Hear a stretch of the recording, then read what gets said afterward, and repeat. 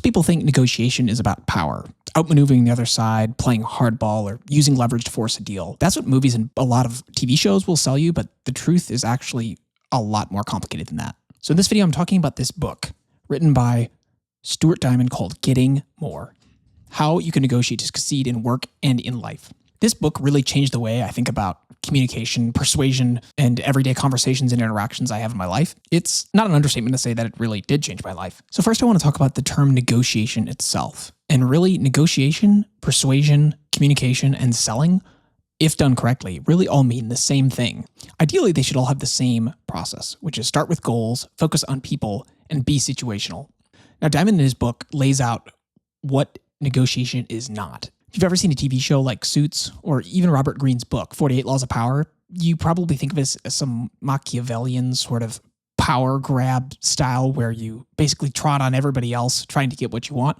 But the reality is a lot closer to the opposite. If you think scheming, squeezing the other side, and trampling on others is the way to success, Stuart points out in the book that it actually is more expensive, it's less self-reinforcing, and it's just not sustainable over the long term because you're going to destroy relationships, burn a lot of bridges, and it's just going to be a lot more expensive too.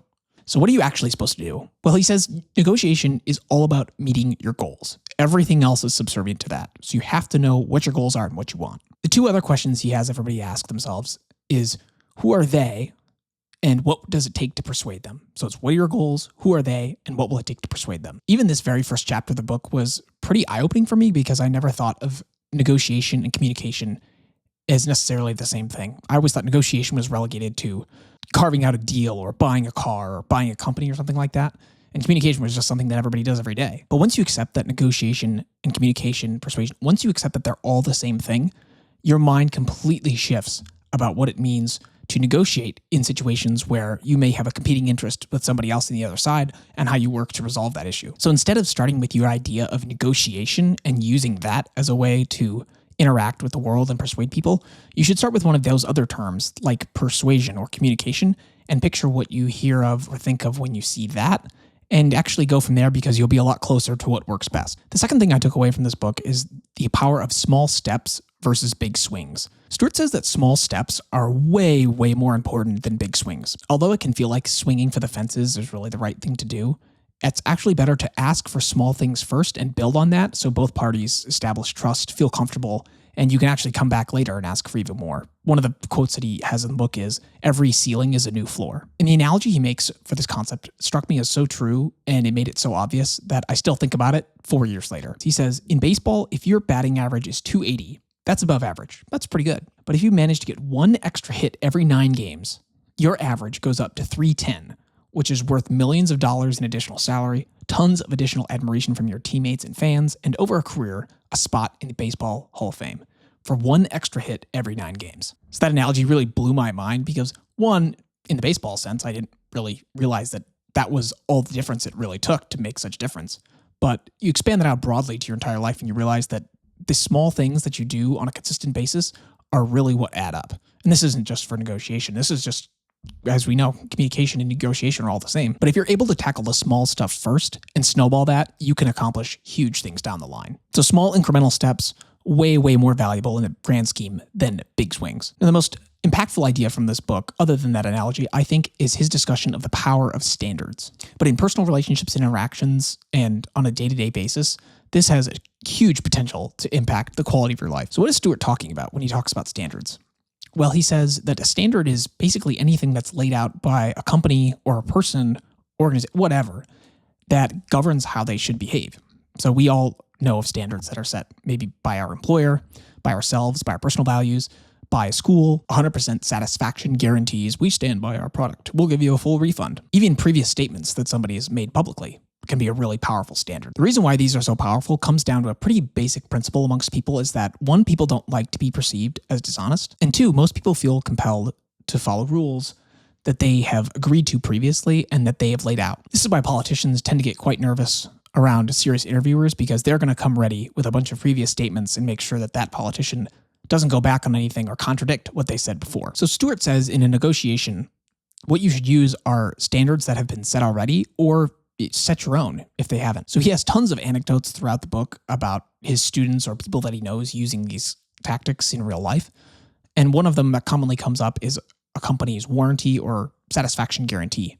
If you actually take it to the company and you've had a problem with them and you say that they have violated their own company policy or that they haven't lived up to the company policy, way more often than not, they will actually honor that and make it right. Standards and commitments that people have made are really, really powerful. And it's basically what our whole society is built off of. We're built off of laws that have been written down that everybody agrees to. An example of creating your own standard is meetings. Everybody hates meetings, especially in the professional setting. You don't usually hear people saying they want to go to more meetings. But Stuart's idea in this context is to actually be the one to set the agenda, because that's the one who actually sets the standard of the meeting.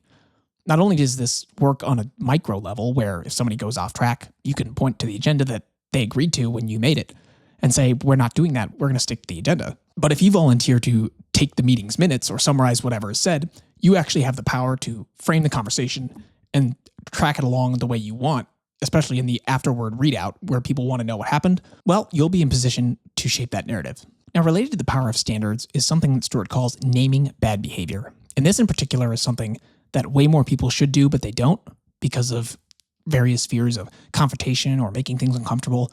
But if you do it correctly and you do it with tact and some skill, it is probably the single most impactful tactic that I've ever seen work, not only in my personal life, but in the lives of other people as well. So something that happens on a regular basis is that somebody violates their policy, a company violates their policy, somebody goes back on what they said, they violate basic social decency or manners. That's what we mean by bad behavior. Now, when this happens, Stuart advises to call it out and be direct and firm, but not rude. He says you don't want to turn the attention back to you. Like if somebody calls you a jerk, you don't want to turn around and say that they're the jerk. Then it just becomes kind of a pissing contest and nobody ends up winning when it starts to get really nasty like that. But if you're working with otherwise decent people, which as a matter of fact, most people are, they will trip over themselves actually to make it right, especially when they realize that you've called them out. In a certain sense, you'll end up with an IOU or a chit, as Stuart calls it, that you can use in the future, and you'll know something about their character and personality that you can understand to help better inform your negotiation with them to achieve whatever you're trying to accomplish. I have to say personally that this approach works so well, it is ridiculous. If you are able to master this tactic of when somebody is not living up to their policy or behaving poorly, and you're able to call it out in a way that's not necessarily, it might be confrontational, but it's not rude or it's not challenging them or wounding their pride or ego in some way, but it gives you power in an honest and transparent and most of the times appreciated way. So another thing to say about this is attitude and approach. So Stuart says the tools that you can pick up from his book, which I would highly recommend, there's a lot more in here than I will discuss, is that these tools are incredibly powerful and can be used any way you want to use them. They can be used for good or for ill. He gives a number of examples in the story where people use what they've learned to great effect, but it ends up actually backfiring or not having the outcome that they truly intended because it actually works too well or they didn't have a full picture of the circumstances. But with that said, if you understand and your attitude shifts that negotiations or conflict is really problem solving and all manner of communication, then your whole approach to interactions with people, to conflict resolution, will completely change, and likely you'll get that much better at it just by understanding that fact. You're not fighting with somebody, you're not arguing with them, you're not trying to crush them or make them look foolish and dunk on them. You're actually just trying to get what you want, and you don't have to do that in a manipulative or sleazy or scummy way. Stuart says the limit of this process is really your own creativity. You don't have to compromise your morals. You don't have to lie or cheat or steal. You don't have to burn bridges. You just have to apply some of these tactics and then understand, again, the 3 steps, which is what are your goals? Who are they that you're in conversation with? And what does it take to persuade them? Now, he notes at the beginning of the book and at the end that this doesn't work all the time. You really have to practice these things to get it right. And you're not going to get everything that you want in every scenario. That's why he says the baseball analogy, for one, which is you just need 1 hit every 9 games. You don't need a home run every at bat. You just need to bump up that average just a little bit. And he says the name of his book isn't getting everything, it's getting more. And over a lifetime or a many, many years of practicing, refining, and understanding when you can use these tools, you will, in fact, get more. So that's it. Those are some of my takeaways from Stuart Diamond's incredible book, Getting More. I would highly recommend that everybody read it. You don't have to read it all the way through. You can just read the chapters that sound interesting to you. But if you read it all the way through, you'll get some incredible insight from it. So that's it. Thanks for watching. I'll see you in the next one.